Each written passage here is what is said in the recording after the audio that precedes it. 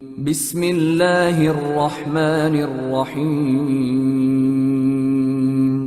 شروع اللہ کا نام لے کر جو بڑا مہربان نہایت رحم والا ہے۔ سب تعریف اللہ ہی کو ہے جس نے اپنے محبوب بندے محمد صلی اللہ علیہ وآلہ وسلم پر یہ کتاب نازل کی اور اس میں کسی طرح کی کجی اور پیچیدگی نہ رکھی بلکہ سیدھی اور سلیس اتاری تاکہ لوگوں کو عذاب سخت سے جو اس کی طرف سے آنے والا ہے ڈرائے اور مومنوں کو جو نیک عمل کرتے ہیں خوشخبری سنائے کہ ان کے لیے ان کے کاموں کا نیک بدلہ یعنی بہشت ہے جس میں وہ ہمیشہ رہیں گے، اور ان لوگوں کو بھی ڈرائے جو کہتے ہیں کہ اللہ نے کسی کو بیٹا بنا لیا ہے۔ ان کو اس بات کا کچھ بھی علم نہیں اور نہ ان کے باپ دادا ہی کو تھا۔ یہ بڑی سخت بات ہے جو ان کے منہ سے نکلتی ہے، اور کچھ شک نہیں کہ یہ جو کچھ کہتے ہیں محض جھوٹ ہے۔ اے پیغمبر، اگر یہ اس کلام پر ایمان نہ لائیں تو شاید تم ان کے پیچھے رنج کر کر کے اپنے تئیں ہلاک کر دو گے۔ جو چیز زمین پر ہے ہم نے اس کو زمین کے لیے زینت بنایا ہے تاکہ لوگوں کی آزمائش کریں کہ ان میں کون اچھے عمل کرنے والا ہے، اور جو چیز زمین پر ہے ہم اس کو نابود کر کے بنجر میدان کر دیں گے۔ کیا تم خیال کرتے ہو کہ غار اور لوح والے ہماری نشانیوں میں سے عجیب تھے؟ جب وہ نوجوان غار میں جا رہے تو کہنے لگے کہ اے ہمارے پروردگار، ہم پر اپنے ہاں سے رحمت نازل فرما اور ہمارے کام میں درستی کے سامان مہیا کر۔ تو ہم نے غار میں کئی سال تک ان کے کانوں پر نیند کا پردہ ڈالے رکھا، یعنی ان کو سلائے رکھا، پھر ان کو جگہ اٹھایا تاکہ معلوم کریں کہ جتنی مدت وہ غار میں رہے دونوں جماعتوں میں سے اس کی مقدار کس کو خوب یاد ہے۔ ہم ان کے حالات تم سے صحیح صحیح بیان کرتے ہیں۔ وہ کئی نوجوان تھے جو اپنے پروردگار پر ایمان لائے تھے، اور ہم نے ان کو اور زیادہ ہدایت دی تھی اور ان کے دلوں کو مربوط یعنی مضبوط کر دیا۔ جب وہ اٹھ کھڑے ہوئے تو کہنے لگے کہ ہمارا پروردگار آسمانوں اور زمین کا مالک ہے، ہم اس کے سوا کسی کو معبود سمجھ کر نہ پکاریں گے۔ اگر ایسا کیا تو اس وقت ہم نے بے عقلی کی بات کی۔ ان ہماری قوم کے لوگوں نے اس کے سوا اور معبود بنا رکھے ہیں، بھلا یہ ان کے معبود ہونے پر کوئی کھلی دلیل کیوں نہیں لاتے؟ تو اس سے زیادہ کون ظالم ہے جو اللہ پر جھوٹ باندھے؟ اور جب تم نے ان مشرکوں سے اور جن کی یہ اللہ کے سوا عبادت کرتے ہیں ان سے کنارہ کر لیا ہے تو غار میں چل رہو، تمہارا پروردگار تمہارے لیے اپنی رحمت وسیع کر دے گا اور تمہارے کاموں میں آسانی کے سامان مہیا کرے گا۔ اور جب سورج نکلے تو تم دیکھو کہ دھوپ ان کے غار سے داہنی طرف سمٹ جائے، اور جب غروب ہو تو ان سے بائیں طرف کترا جائے، اور وہ اس غار کے کشادہ حصے میں تھے۔ یہ اللہ کی نشانیوں میں سے ہیں، جس کو اللہ ہدایت دے وہ ہدایت یاب ہے، اور جس کو گمراہ رہنے دے تو تم اس کے لیے کوئی دوست راہ بتانے والا نہ پاؤ گے۔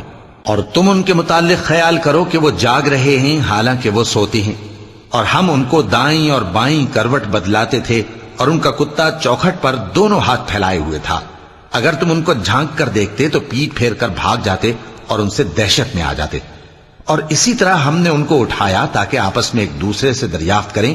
ایک کہنے والے نے کہا کہ تم یہاں کتنی مدت رہے؟ انہوں نے کہا کہ 1 دن یا اس سے بھی کم۔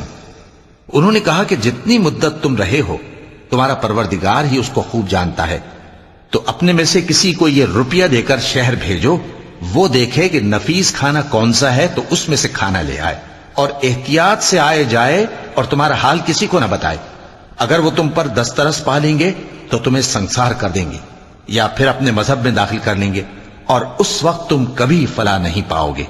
اور اسی طرح ہم نے لوگوں کو ان کے حال سے خبردار کر دیا تاکہ وہ جانیں کہ اللہ کا وعدہ سچا ہے، اور یہ کہ قیامت جس کا وعدہ کیا جاتا ہے اس میں کچھ شک نہیں۔ اس وقت لوگ ان کے بارے میں باہم جھگڑنے لگے اور کہنے لگے کہ ان کے غار پر عمارت بنا دو۔ ان کا پروردگار ان کے حال سے خوب واقف ہے۔ جو لوگ ان کے معاملے میں غلبہ رکھتے تھے وہ کہنے لگے کہ ہم ان کے غار پر مسجد بنائیں گے۔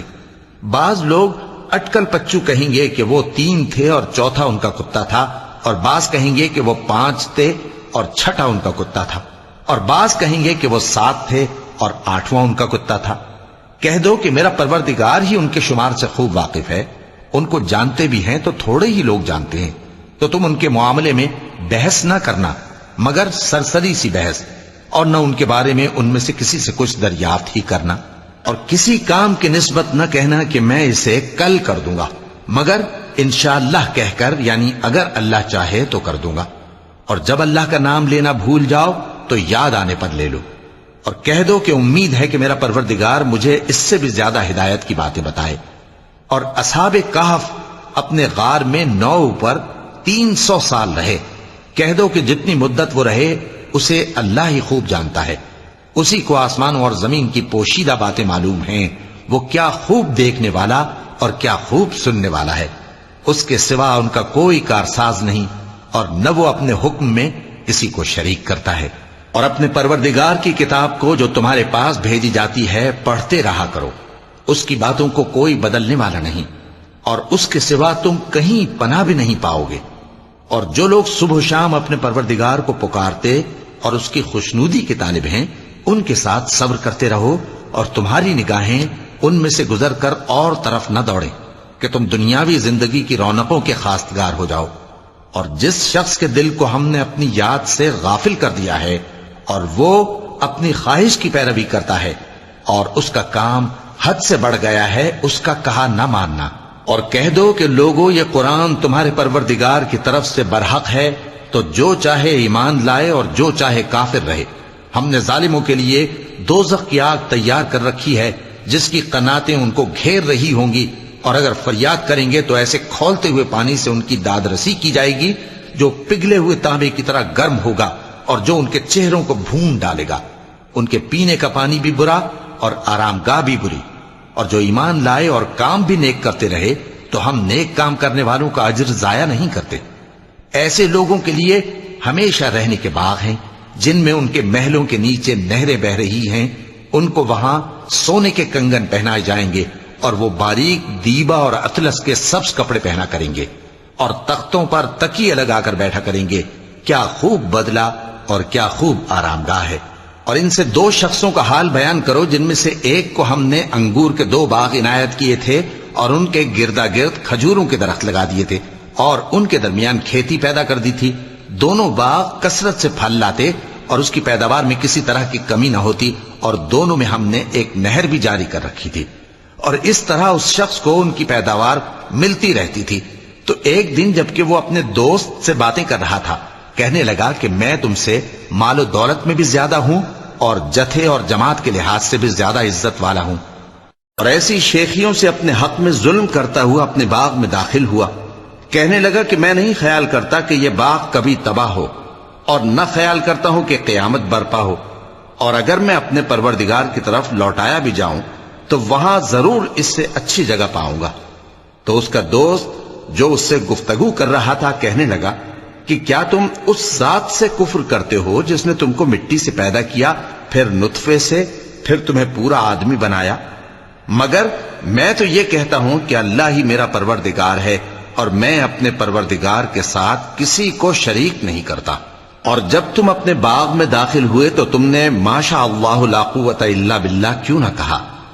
اگر تم مجھے مال و اولاد میں اپنے سے کمتر دیکھتے ہو تو عجب نہیں کہ میرا پروردگار مجھے تمہارے باغ سے بہتر عطا فرمائے، اور تمہارے اس باغ پر آسمان سے آفت بھیج دے تو وہ صاف میدان ہو جائے، یا اس باغ کی نہر کا پانی گہرائی میں اتر جائے تو پھر تم اسے تلاش نہ کر سکو، اور اس کے میووں کو عذاب نے آ گھیرا اور وہ اپنی چھتریوں پر گر کر رہ گیا، تو جو مال اس نے اس پر خرچ کیا تھا اس پر حسرت سے ہاتھ ملنے لگا اور کہنے لگا کہ کاش میں اپنے پروردگار کے ساتھ کسی کو شریک نہ بناتا۔ اس وقت اللہ کے سوا کوئی جماعت اس کی مددگار نہ ہوئی اور نہ وہ بدلہ لے سکا۔ یہاں سے ثابت ہوا کہ حکومت سب اللہ کی ہے، جو معبود برحق ہے وہی بہترین ثواب عطا کرنے والا اور بہترین انجام لانے والا ہے۔ اور ان سے دنیا کی زندگی کی مثال بھی بیان کر دو کہ وہ ایسی ہے جیسے پانی جسے ہم نے آسمان سے برسایا تو اس کے ساتھ زمین کی پیداوار مل کر نکلی، پھر وہ چورا چورا ہو گئی کہ ہوائیں اسے اڑاتی پھرتی ہیں، اور اللہ تو ہر چیز پر قدرت رکھتا ہے۔ مال اور بیٹے تو دنیا کی زندگی کی رونق و زینت ہیں، اور نیکیاں جو باقی رہنے والی ہیں وہ ثواب کے لحاظ سے تمہارے پروردگار کے ہاں بہت اچھی اور امید کے لحاظ سے بہت بہتر ہیں۔ اور جس دن ہم پہاڑوں کو چلائیں گے اور تم زمین کو صاف میدان دیکھو گے اور ان لوگوں کو ہم جمع کر لیں گے تو ان میں سے کسی کو بھی نہیں چھوڑیں گے، اور سب تمہارے پروردگار کے سامنے صف باندھ کر لائے جائیں گے، تو ہم ان سے کہیں گے کہ جس طرح ہم نے تم کو پہلی بار پیدا کیا تھا اسی طرح آج تم ہمارے سامنے آئے، لیکن تم نے تو یہ خیال کر رکھا تھا کہ ہم نے تمہارے لیے قیامت کا کوئی وقت مقرر ہی نہیں کیا، اور اعمال کی کتاب کھول کر رکھی جائے گی تو تم گناہگاروں کو دیکھو گے کہ جو کچھ اس میں لکھا ہوگا اس سے ڈر رہے ہوں گے، اور کہیں گے ہائے شامت، یہ کیسی کتاب ہے کہ نہ چھوٹی بات کو چھوڑتی ہے نہ بڑی کو، کوئی بات بھی نہیں مگر اسے لکھ رکھا ہے، اور جو جو عمل کیے ہوں گے سب کو حاضر پائیں گے، اور تمہارا پروردگار کسی پر ظلم نہیں کرے گا۔ اور جب ہم نے فرشتوں کو حکم دیا کہ آدم کو سجدہ کرو تو سب نے سجدہ کیا مگر ابلیس نے نہ کیا، وہ جنات میں سے تھا تو اپنے پروردگار کے حکم سے باہر ہو گیا۔ کیا تم اس کو اور اس کی اولاد کو میرے سوا دوست بناتے ہو، حالانکہ وہ تمہارے دشمن ہیں، اور شیطان کی دوستی ظالموں کے لیے اللہ کی دوستی کا برا بدل ہے۔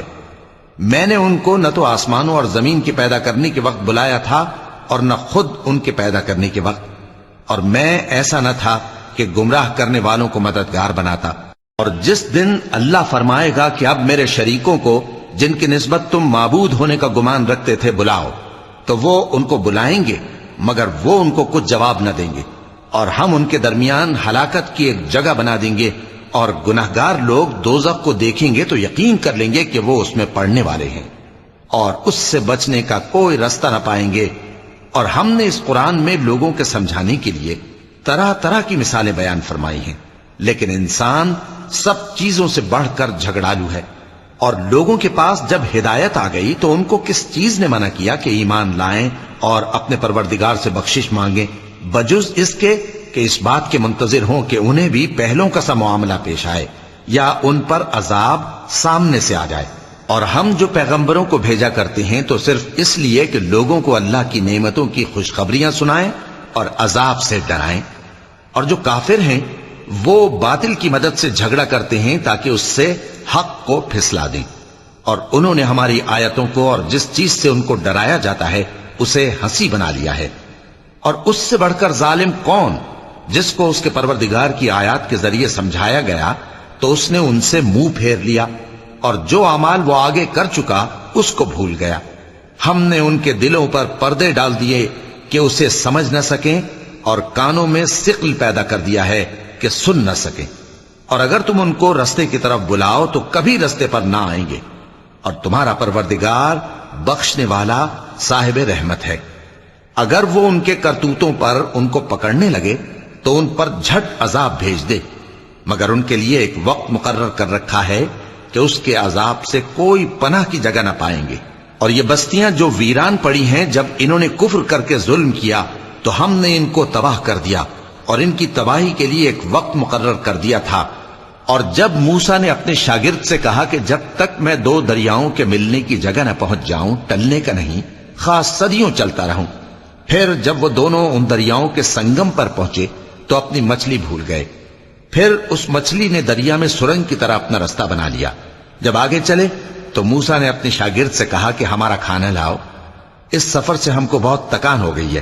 اس نے کہا کہ بھلا آپ نے دیکھا کہ جب ہم نے اس چٹان کے پاس آرام کیا تھا تو میں مچھلی وہیں بھول گیا، اور مجھے آپ سے اس کا ذکر کرنا شیطان نے بھلا دیا، اور اس مچھلی نے عجیب طرح سے دریا میں اپنا راستہ بنایا۔ موسیٰ نے کہا یہی تو وہ مقام ہے جسے ہم تلاش کرتے تھے، تو وہ اپنے پاؤں کے نشان دیکھتے دیکھتے لوٹ گئے۔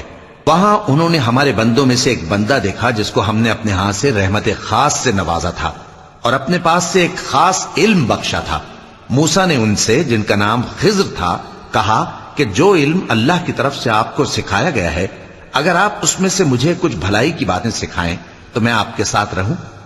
خضر نے کہا کہ تم میرے ساتھ رہ کر صبر نہیں کر سکو گے، اور جس بات کی تمہیں خبر ہی نہیں اس پر صبر کر بھی کیسے سکتے ہو؟ موسیٰ نے کہا اللہ نے چاہا تو آپ مجھے صابر پائیے گا، اور میں آپ کے ارشاد کے خلاف نہیں کروں گا۔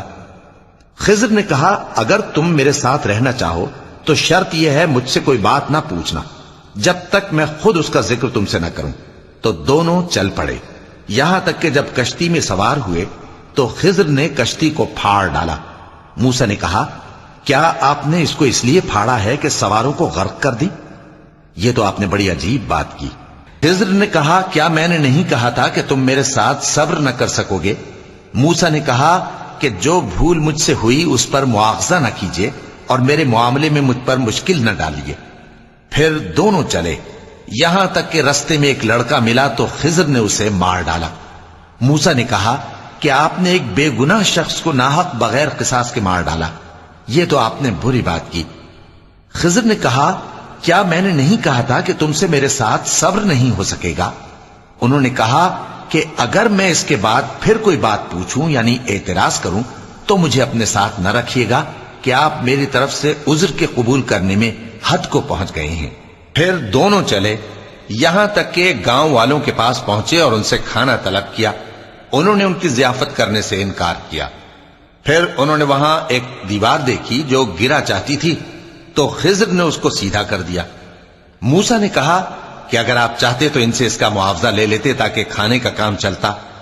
خضر نے کہا کہ اب مجھ میں اور تم میں علیحدگی، مگر جن باتوں پر تم صبر نہ کر سکے میں ان کا تمہیں بھید بتائے دیتا ہوں کہ وہ جو کشتی تھی غریب لوگوں کی تھی جو دریا میں محنت کر کے یعنی کشتیاں چلا کر گزارا کرتے تھے، اور ان کے سامنے کی طرف ایک بادشاہ تھا جو ہر اچھی کشتی کو زبردستی چھین لیتا تھا۔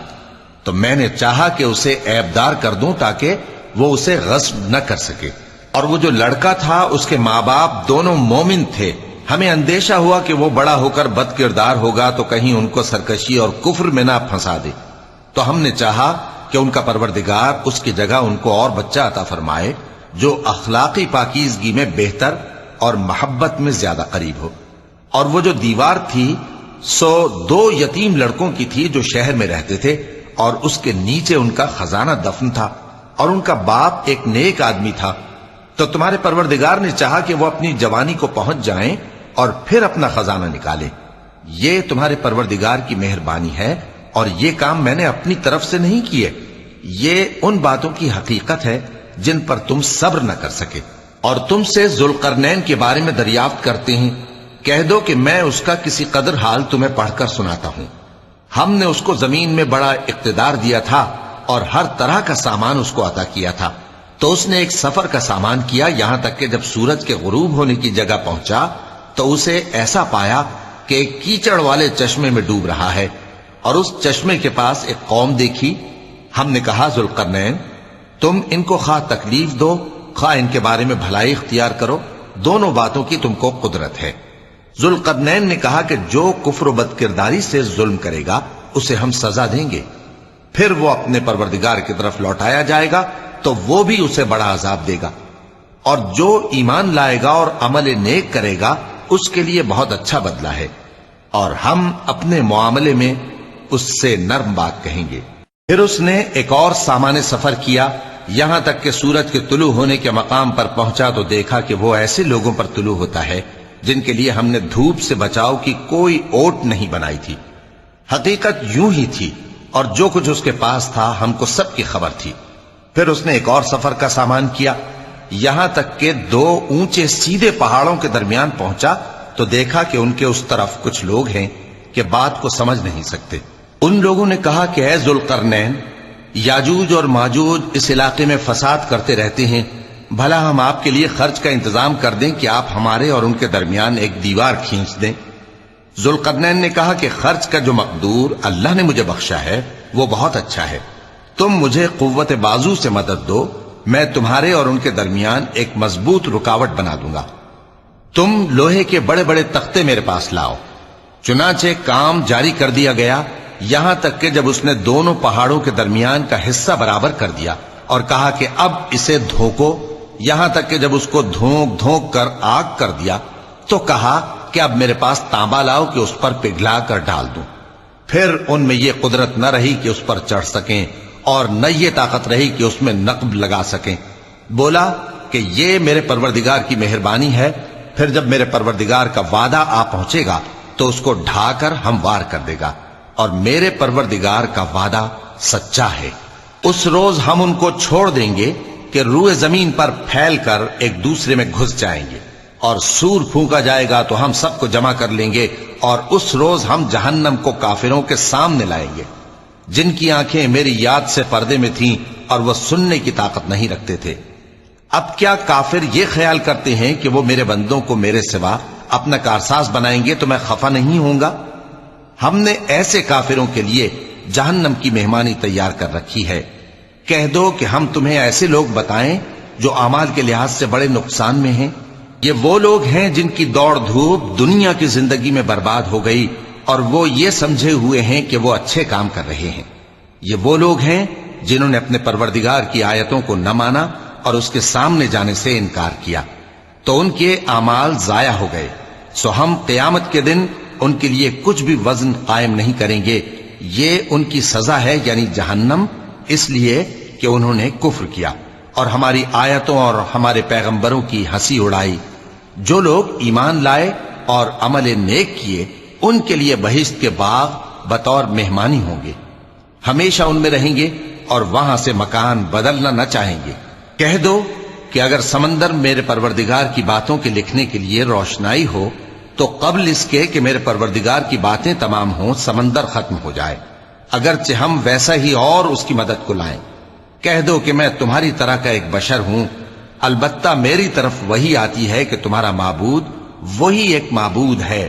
تو جو شخص اپنے پروردگار سے ملنے کی امید رکھے چاہیے کہ عمل نیک کرے اور اپنے پروردگار کی عبادت میں کسی کو شریک نہ بنائے۔ صدق اللہ العظیم۔